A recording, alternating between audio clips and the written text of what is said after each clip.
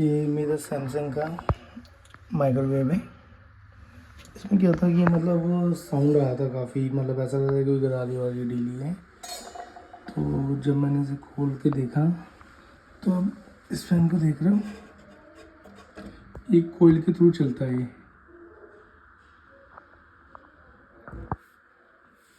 तो मैंने इसे देखा, तो मैंने इसे अभी ओपन करके इसको टाइट किया है अभी।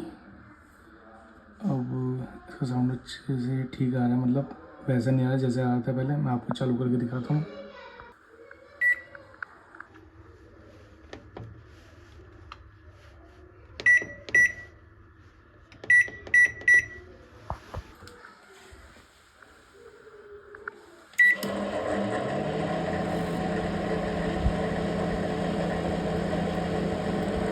उस टाइम पे ये आवाज़ मतलब कड़कड़ कड़कड़ जैसे आ रही थी।